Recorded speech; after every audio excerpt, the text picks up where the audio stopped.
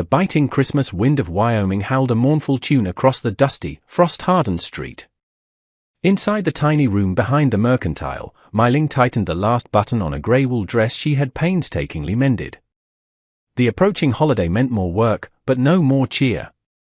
Her fingers, raw and chapped from the constant push and pull of the needle, ached with a cold that seemed to seep into her bones. This small, cluttered space was her entire world, and the needle was the only instrument she could command in a town where a Chinese woman was treated as less than a shadow.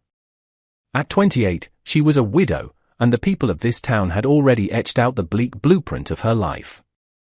In their narrow eyes, she was simply the Chinese widow, a fixture of quiet labor and sorrow, nothing more. The tinny bell above her shop door jangled, a harsh sound against the wind's cry, and Mai Ling's shoulders instinctively tensed. She knew that heavy, deliberate footstep. Mr. Bartholomew Thorne filled the doorway, a human storm cloud smelling of rich tobacco and unchecked power. He owned the mercantile, the bank, and what felt like half the county. More terrifyingly, he wanted her. "Good afternoon, Mrs. N," he said, his voice a low rumble as he stepped closer than any decent man should. Mai Ling kept her eyes fixed on the sleeve she was mending, the fabric a flimsy shield against his presence. "I am working, sir." "That is fine work," he said, but his gaze wasn't on the dress. It was on her, a predatory assessment that made her skin crawl. Such delicate hands should not struggle in a place like this. Her stomach twisted into a tight, cold knot. "The dress is for Mrs. Albright. I must finish it today for her Christmas gathering." Thorne chuckled, a dry, humorless sound. "She will wear it to church and pray for your soul." All in one breath he casually pushed aside a bolt of calico, leaning his bulk against her work table, invading her small space.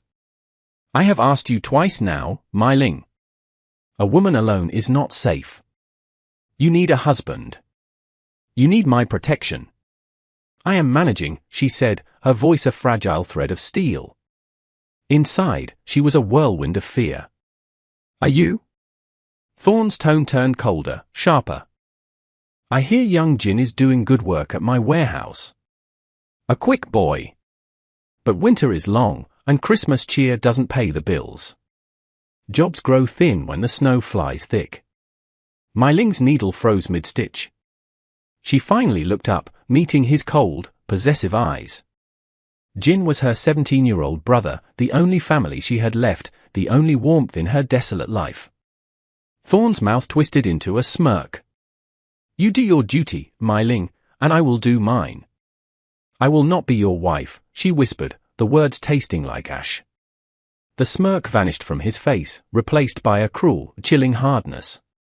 He reached out, his thick fingers intending to tuck a stray curl of her silken black hair behind her ear. She jerked away as if struck. "Pennies from mending shirts won't save you," he hissed, his voice low and menacing. "Your husband's debts are heavy. They belong to my bank. Your small house by the frozen creek belongs to my bank. Your brother's job is tied to my goodwill." He walked to the door and pulled it open, letting a blast of frigid, dusty air spill inside, a tangible manifestation of his threat. "I will expect you for dinner on Saturday. We will discuss the wedding arrangements." He left her shaking, staring at the empty doorway as the cold settled deep within her. That night, in the small, leaning house she shared with Jin, a place that felt more like a cage than a home, Mai Ling told him everything. The flickering lamplight cast long, dancing shadows on the walls, mirroring the turmoil in her heart. Jin's face grew pale, a sickly white under his dark hair. "You told him no," he said, his voice barely a whisper. "I told him no again today," she confirmed, her own voice trembling. "Today he spoke of your job. Our home." Jin swore under his breath, a sharp, angry sound that was lost in the wind rattling the window panes. "We can't stay, Mai Ling. We have to run." "He will find us," she said, the despair a physical weight on her chest. "He owns everything." They ate their meager stew in silence, the broth tasting of sorrow and fear. That night, Jin slept the fitful sleep of the worried, but Mai Ling stayed awake, staring into the dying embers of the fire. She could not marry Thorne. She could not sell herself, not even to save her brother. But if she refused, they would lose everything, cast out into the brutal Wyoming winter with nothing but the clothes on their backs. The next morning, driven by the need for thread, she went to the mercantile. She kept her head bowed, her shawl pulled tight, praying not to see him. But fate was cruel. As she passed the back office, she heard Thorne's voice, thick and self-assured, drifting through the closed door. "She is being difficult," he said to an unheard listener. "But if she will not come willingly, then the bank will foreclose on Monday. Jin will lose his job by noon. Hunger and cold will bring her to me. A stubborn woman is just a horse that needs breaking. She will learn who her master is." The spool of thread dropped from Meiling's numb fingers and rolled, unseen, across the dusty floorboards. Her property. His property. The words echoed in her mind, a death knell. She slipped out the side door, her breath coming in ragged, panicked gasps as she ran home, the icy air burning her lungs. There was only one thought in her mind, a frantic, desperate mantra: run. She worked with a feverish intensity, packing what little they had. Stale bread, a hunk of cheese, her precious sewing kit, a worn quilt, and her late husband's old, heavy revolver. She took the few dollars she had saved in a tin box, a pitifully small sum against the mountain of debt Thorne held over them. She saddled her mare, Petal, her movements clumsy in her haste. With trembling hands, she pinned a note for Jin to the door, the words blurred by her tears. "I will find work. Thorne cannot use me against you if I am gone. Go to the mission in Cheyenne. I will find you. I love you." And then she rode. She did not look back. 2 days later, she was fighting her way through a blizzard in the high mountains. The world was a blinding swirl of white, the snow deep and treacherous. Nearly blind from the relentless cold, she followed nothing but a fragile sliver of hope, praying the memory of a name was enough. Rowan Colt.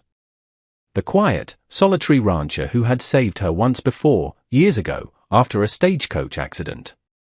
The man with storm-colored eyes. The man she had never, ever forgotten. The night she finally found his cabin, a faint speck of light in the overwhelming darkness, she collapsed in the snow just 20 yards from the door. She tried to crawl, her limbs refusing to obey. She whispered his name, a plea swallowed by the howling wind. "Please." The door creaked open. A tall, broad-shouldered figure stepped into the storm, silhouetted against the warm light, a rifle held loosely in his hand. He stared at her for a long, silent moment, a dark shape in the swirling snow. Then he moved forward, his steps sure and steady, grabbed the collar of her coat, and dragged her inside like a sack of grain. She gasped as the sudden warmth hit her frozen skin, a shock so intense it was painful. He kicked the revolver from her numb hand, the metal clattering on the wooden floor. He looked down at her, his cold, grey-blue eyes the same she remembered from 4 years ago, but harder now, colder. "Meiling," he said. It was not a question. He knelt beside her, his voice low and rough, like stones grinding together. "You're freezing to death." She tried to speak, her teeth chattering uncontrollably. "Thorne. Jin. Please." Rowan stood, tossing a heavy, coarse blanket over her, and turned his back to the fire. "I don't know who Thorne is," he said, his voice flat and devoid of emotion. "And I don't want to know." Meiling shivered violently under the blanket, her body shaking with a life of its own, her fragile hope threatening to shatter. She had made it to him, but he was not the man she remembered. He was hardened, scarred, and colder than the unforgiving winter outside. She had run to the only man who had ever saved her life, but she did not know yet if he would save her this time. What if the only safe place left in the world was inside a cabin with a man who didn't want you there? Meiling woke slowly, every bone in her body aching from the cold she had barely survived. She lay on a narrow cot covered in thick, warm furs, the gentle heat of the fire a soothing balm on her skin. For a disorienting moment, she didn't know where she was. Then she saw him. Rowan Colt sat at a small, rough-hewn table in the dim light, meticulously cleaning his rifle. His movements were steady, precise, and utterly detached. His face was rough with a dark beard, and a jagged white scar ran from his temple to his jaw, pulling at the corner of his eye. It changed him. It made him look older, haunted, carved from the same unforgiving stone as the mountain outside. "You're in my bed," he said without looking at her, his voice a low grumble. "I expect you'll be out of it by morning." Mei-ling pushed herself up, her muscles trembling with weakness. "Thank you. You saved my life." "I dragged you out of the snow," he corrected, snapping a metal piece back into place with a sharp click. "The weather saved you, not me." Her heart sank. This was not the quiet, gentle protector she remembered. This man was shut tight behind walls built of loss and silence. She tried again, her voice pleading. "I needed help." "A man named Thorn." "I don't want to know." Rowan cut her off, standing and walking away from her, his tall frame blocking the firelight, plunging her into shadow. "I live up here because I don't want company or trouble." "You brought both." Her hands trembled in her lap. "I cannot go back." "You will," Rowan said, his back still to her. "When the storm breaks." 2 days, no more. She stared at his rigid back, a wave of desperation washing over her. "He will kill me if I go back." "That is not my concern." The words were like stones, cold and hard. But Mei-ling was stronger than he expected. She forced her shaking legs to obey her, standing and walking to the far wall where a steady drip of water fell through a loose log. "Your roof is leaking," she stated, her voice surprisingly steady. "The chinking is failing." "I can fix it." He didn't turn. She pointed to his coat thrown over a wooden peg, its sleeve torn wide open. "Your coat needs stitching." "I can fix that, too." Rowan looked at her then, really looked at her. She was pale, her face bruised by the cold, barely able to stand, yet she was offering to work, to earn her keep. He shook his head, a gesture of weary resignation. "I don't need a seamstress." "And I cannot go back to Mr. Thorn," she said, her voice finally cracking. "He will find me. He will take me." The raw fear in her voice pierced through the thick armor he wore. He turned away quickly, hiding the sudden conflict on his face. The wind screamed outside, a primal cry of fury. Snow piled higher against the single window. The mountain had trapped them together, whether they wanted it or not. "Fine," Rowan said at last, the word torn from him. "You cook. You mend. You stay out of my way." And just like that, a fragile, unspoken bargain was struck. The storm did not break. 2 days passed, then another, then a week. Snow climbed up the cabin walls, turning their world into a silent, white prison. Rowan rigged a rope from the cabin to the barn so he wouldn't get lost walking the mere 20 yards between them. Inside, the air was thick with tension. He hunted during the brief lulls in the storm, returning with little more than frozen hands and the scent of pine and smoke clinging to him. She cooked what little they had, stretching their meager supplies with a skill born of long practice. She mended his torn coat, his socks, his shirts. Each neat, precise stitch was a silent plea, "Please let me stay." He spoke little. She spoke little. The silence pressed down on them, as heavy as the snow outside. One night, as the fire crackled and spat, casting flickering shadows on the rough log walls, Mei-ling dared to speak into the quiet. "My husband," she said softly, her hands never ceasing their work on a torn sleeve, "he was not a kind man. He liked the saloon more than he liked his marriage. He left debts." Rowan didn't look up from sharpening his knife, but she knew he was listening. "Thorn bought those debts," she continued, her voice barely a whisper. "He threatened my brother. Jin is just 17. He will lose his job. The bank will take our home." Rowan's jaw tightened. Towns are full of men like Thorn. Mei-ling hugged herself, staring into the mesmerizing dance of the flames. "I had nowhere else to go. I remembered you." He glanced at her for a moment, just a moment, a flicker of something unreadable in his storm-colored eyes, then looked away quickly. 2 days later, he came home injured. Blood soaked the sleeve of his coat, a dark stain against the worn fabric. He held his arm tight against his chest, his face pale beneath his beard.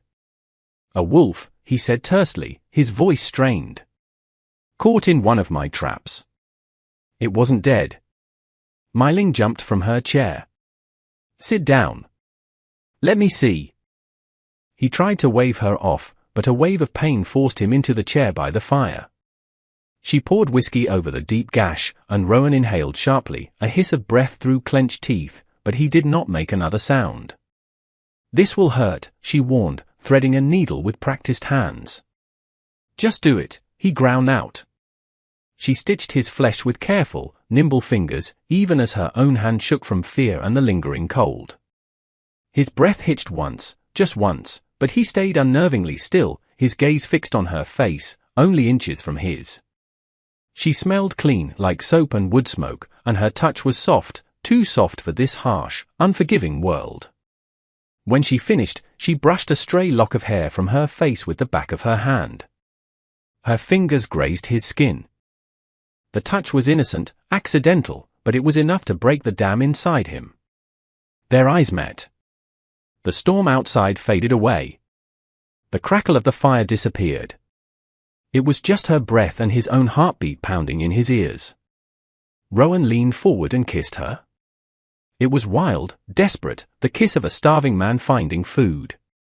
She responded with a raw need of her own, pulling him closer, her hand fisting in his shirt. His mouth traveled to her neck. She gasped, her pulse racing, and then he froze. He ripped himself away from her as if he had been burned, stumbling backward. His chest heaved. His hands trembled. No, he rasped, backing away until he hit the far wall. I can't. I won't. Rowan? You're scared. You're alone. And I? He broke off, shaking his head, his face a mask of self-loathing. I will not be like him. He grabbed his still-torn coat and walked straight out into the freezing night, the door slamming shut behind him with a final, echoing thud. Mai Ling sat there in the firelight, trembling. The warmth of the kiss still burned on her lips, but the brutal cold of his rejection crushed her. She curled up on the cot and cried softly, believing she had ruined everything.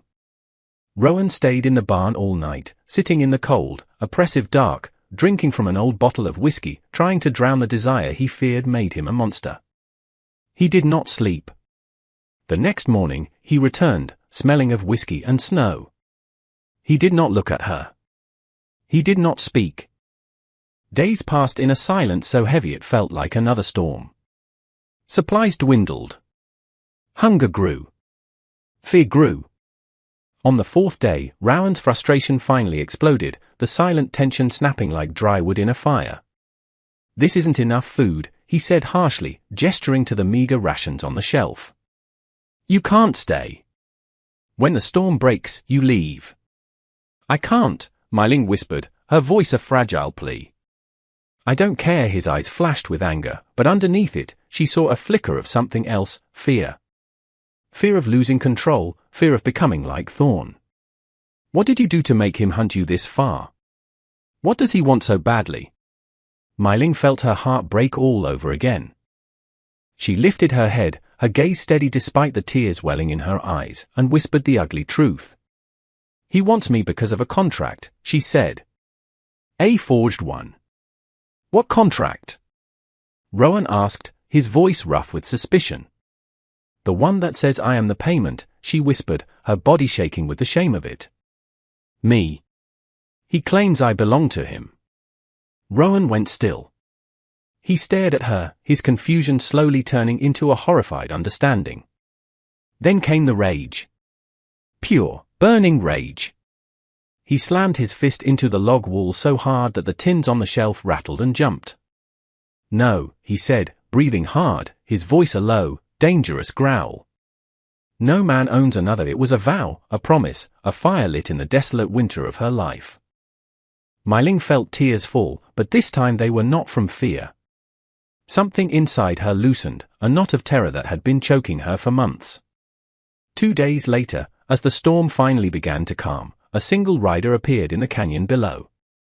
A trapper, face hidden by a thick scarf, tossed a sealed letter into the snow and rode away without a word. Rowan brought it inside. My Ling broke the seal with shaking hands. Thorn's handwriting was thick and cruel, just like the man himself. The storm has cleared. I am coming to collect what is mine. Expect me by the end of the week. My Ling's breath stopped. He knows where I am, she whispered, the words stolen by a fresh wave of panic. She began to pack her few things in a frenzy. I have to go, Rowan. Please, let me go. He'll kill you, Rowan said, grabbing her shoulders firmly, his voice low and steady, a rock in her sea of terror. I'm not sending you away. She stared at him, tears of fear and confusion falling freely. But he will. No, Rowan said, his voice absolute. This is where it ends. He looked toward the door, his jaw set with the unyielding steel of a man who had already lost too much. He is not taking you. The old fear, the old pain, the old loneliness fell away from him in that moment. What remained between them was something raw, powerful, and unbreakable. For the first time, My Ling believed she might actually survive this. Maybe not because she was strong, but because, for the first time in a very long time, she was no longer alone. The cabin was no longer just a shelter, it became a fortress. Rowan worked with a sharp, dangerous focus, reinforcing the heavy wooden door with metal bands pried from an old wagon wheel. He boarded up the single window until only a thin, horizontal gap remained, just wide enough for My Ling's rifle. My Ling worked beside him, her hand steady now, not trembling, not afraid. The shared purpose forged a new bond between them. They were partners, a team, ready for the fight neither had chosen but both refused to run from. Snow fell heavy outside, a thick white blanket muffling the world in a deceptive peace. The cabin glowed warm with firelight, a beacon of defiance against the encroaching darkness. But inside their hearts, something stronger, hotter than any fire, was burning. You stand at the front window, Rowan said, his voice calm and low as he checked his shotgun. I'll take the door. My Ling nodded, her grip firm on the cold stock of the rifle. I won't let anyone hurt us. Rowan paused. He looked at her, really looked at her. This was not the scared, half-frozen widow who had collapsed in the snow. This was a woman who had survived storms far worse than any winter could conjure. She had survived men like Thorn. Now she stood with a rifle in her hands, ready to defend her life and his. He felt something deep and aching rise in him, a feeling that was equal parts awe and love. But there was no time to speak it. That night, the sound they had been waiting for came. The soft crunch of slow, heavy footsteps in deep snow. The nicker of horses. And then a voice, booming through the white darkness, arrogant and certain. Colt! I know you're in there. Send out what belongs to me. Thorn. My Ling gripped the rifle, her breathing tight in her chest. Rowan's face turned to stone. She doesn't belong to you. Gideon shouted back, his voice echoing across the silent, snow-covered canyon. Thorn laughed, a low, ugly sound that curdled the blood. Everything in this valley belongs to me, Colt. And she is the last debt I intend to collect. Another man rode forward, holding a sputtering torch high. Burn the barn, Thorn ordered, his voice laced with cruel satisfaction. Smoke them out. Take what's mine. No. My Ling cried, rushing forward, but Rowan grabbed her arm, holding her back. Then everything happened at once. Rowan burst out the door, shotgun raised. He fired a warning shot into the air above the riders' heads. Snow exploded from a pine branch, showering the men below. Horses bucked and whinnied in panic. One man fell from his saddle, clutching his leg. Gunfire crackled back at the cabin, bullets punching angry holes into the log walls. Rowan dove behind the woodpile, returning fire. My Ling dropped to her knees at the window slit, lifting the heavy rifle. Her hands were shaking, but her resolve was iron. She spotted a man slipping to the side, away from the main group, leveling his pistol at Rowan's exposed back. Her breath froze in her throat. Breathe out. Squeeze. The words of a long-dead father, a soldier, came back to her. She fired. The man crumpled into the snow and lay still. Her hand shook so badly she nearly dropped the rifle. She had never taken a life before, but she had just saved Rowan's. The barn caught fire. The flames rose fast, licking greedily at the dry hay. The horses trapped inside screamed, a terrible, high-pitched sound of terror. One managed to kick its stall open and blasted out into the snow, its mane and tail alight.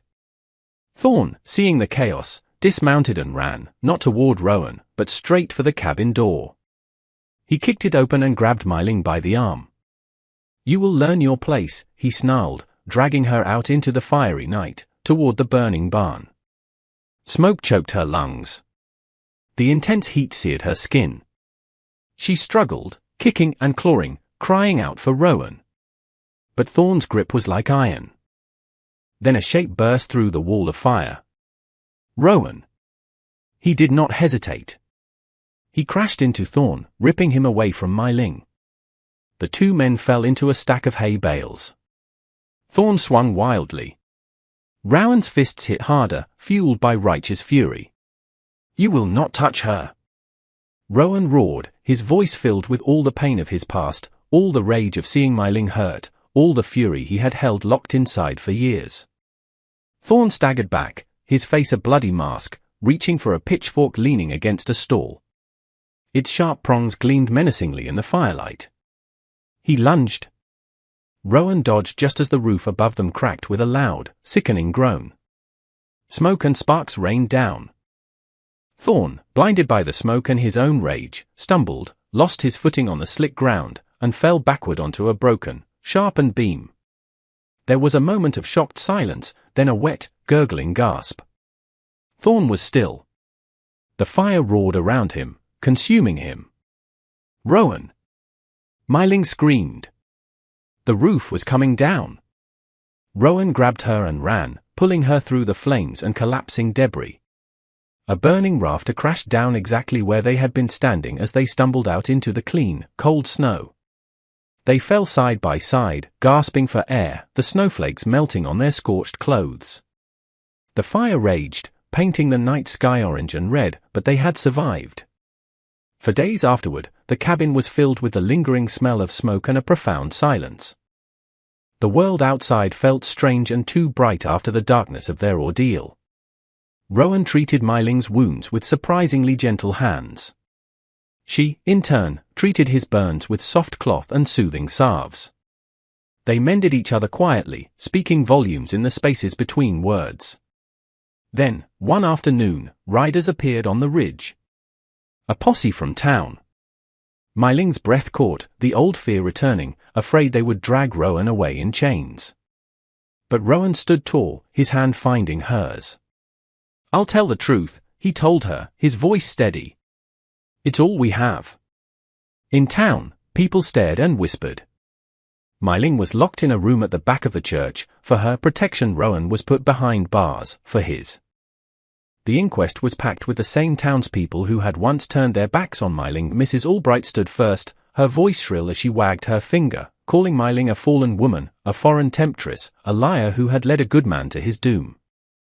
Myling's vision wavered with humiliation. Then the judge called Rowan forward. He spoke clearly, his voice ringing with conviction.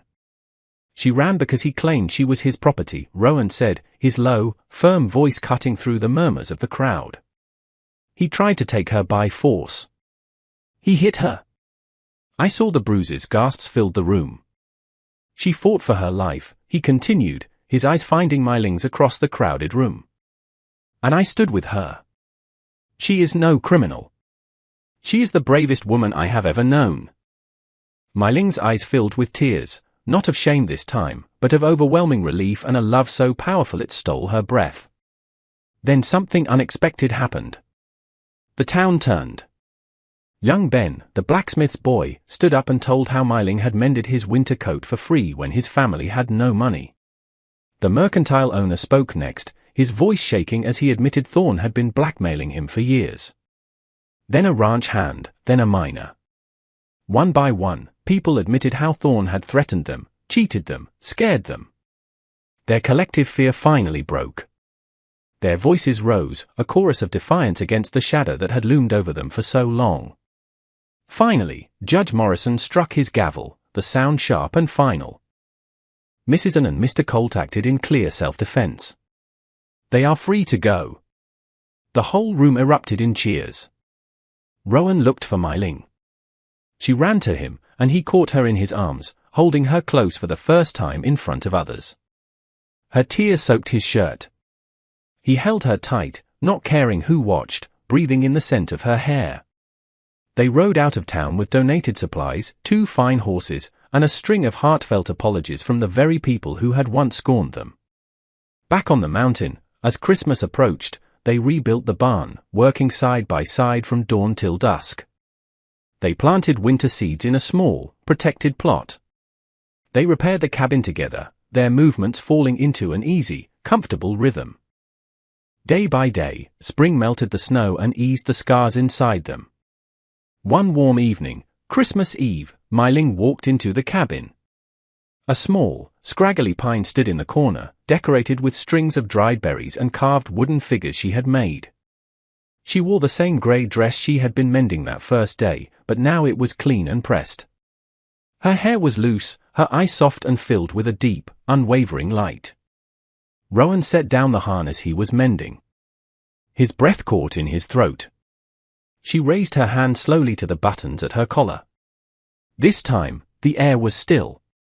There was no fear, no running, no shame. "I have nothing to give you for Christmas, Rowan," she said softly, her voice filled with emotion. No money for a proper gift. One by one, she unbuttoned the dress. "But I have this." She paused before the last button. "I must undress as your Christmas gift," she said. Rowan froze as her dress fell to the cabin floor like a dropped shadow. He crossed the room in 2 long strides and gathered her into his arms. She held him just as tight, pressing her face into the warm strength of his chest. 2 broken souls who had fought through fire and winter to find one another.